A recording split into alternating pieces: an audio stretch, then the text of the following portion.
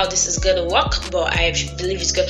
Allow it. So if it comes up that the person talking to you wants to give a response or wants to reply to you, it won't be that difficult, and the person won't have to cut you when you're speaking, and keeps your hand visible. There are some people you can't just you went for a jump into.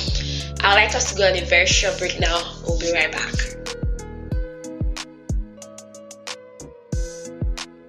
Welcome back. It's still Fact Online Radio, and of course, this is dayo'shour.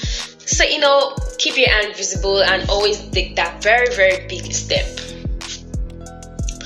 Moving on to why do I struggle with confidence? Lack of self-confidence can actually come from not knowing the rules of the confidence game. For example, if we actually think we have to feel confident in order to act confidently, we actually set ourselves up for failure, and being perfect is actually another form of faulty thinking that contributes to low self-confidence. Speaking on that, sometimes when you're too sure when you're over sure about some kind of thing, there are some times that the thing actually don't come out the way we planned. So let's always just be confident. Let's be at the middle. Don't be below too confident and don't be above too confident. Just be yourself. And how do you act confidently? Always be ready to be smart, to tell good stories, to make good conversations. Always be ready to tell a very, very good conversation while speaking. Our next is always appear more attractive. Appear in a good way. Oh, I like your perfume. Oh, I do this. Oh, I do that. Practice good posture. There's this funny thing. I don't know what happened, but I don't know. I've always several times tried to check myself, but it's just always very funny. When I was younger, probably when I'm coming back from school. Okay, I remember when I was coming back from school one day, and then one of my other best friend, he actually saw me from far. He stood, waited until I got very close. He was like, "Madam, why are you walking like that?" And I first started walking. I don't know, the walking posture wasn't probably people didn't notice it while I was younger. But while I grew now, and it's so obvious to everybody, they feel, I don't understand. When I was younger, I actually didn't understand that walking posture, and sometimes I can get on the road, I'm looking at how this particular person is walking, they're trying to walk exactly, and I feel, please, I'm walking exactly how this person is walking, then what's wrong? There was this day I think at the market, I was just walking. Then this dispatch rider passed, was like, why you don't walk like that for road? You don't see you're so happy. And I'm like, I first had to check myself that, okay, is there anything wrong? Because I was at first surprised. Then I'm like, I still don't get it. Most times I can just be walking on the road and I just see maybe all these men who just be like, take it easy, and I'm like, take what easy? Am I walking too fast? Or what the hell?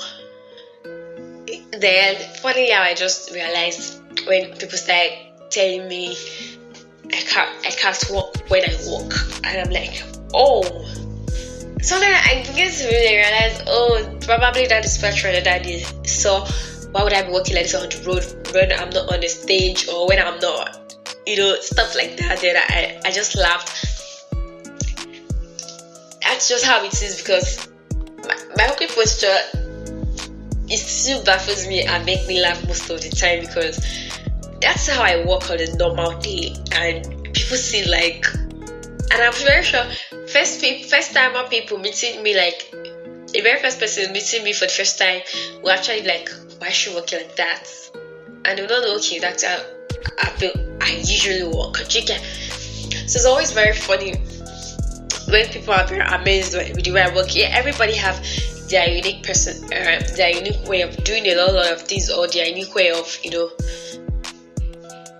doing some things.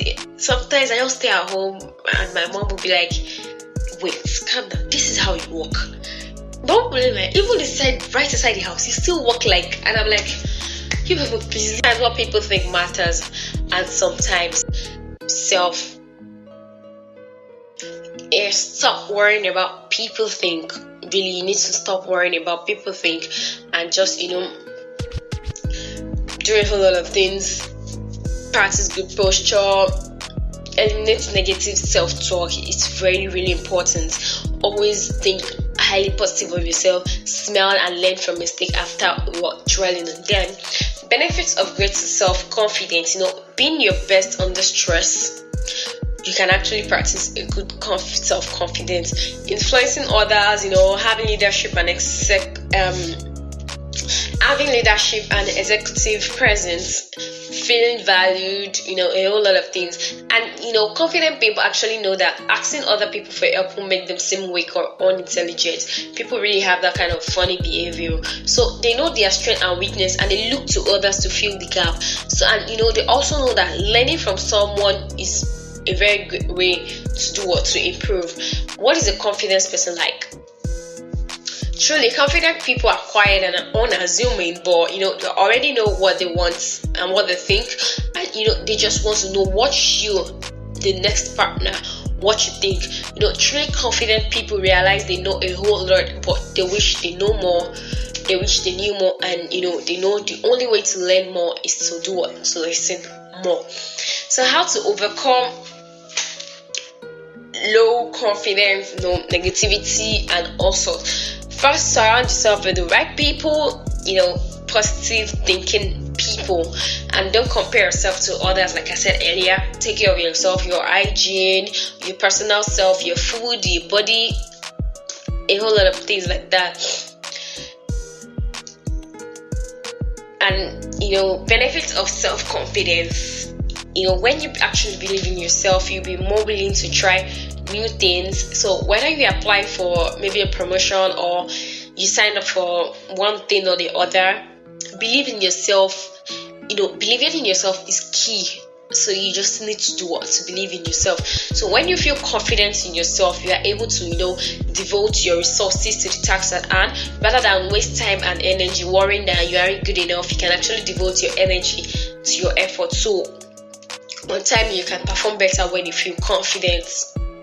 Next is stop comparing yourself to others. Like I said earlier, stop comparing. When you compare how you look to your friends, or you compare your salary income, what your friend's salary income, things like that aren't healthy, because you get to start, probably start thinking very low of yourself. From there, depression comes in and a whole lot of things. So pay attention to times when you compare your wealth, possessions, skills, achievements, thinking that other people are better to have more, will actually bring your confidence level very low. And when you notice you're actually drawing comparison, remind yourself that doing that isn't really, really helpful, and everybody's running their own race, which concludes that life is not a competition. Next is take care of your body. Like I said earlier, eat good food, dress properly. It's really hard to feel good about yourself if you're abusing your body. So skimping on sleep, eating unhealthy diet and not doing exercises can actually take a toll on your well-being. So take care of your body and practice self-comparison. Embrace self-doubt.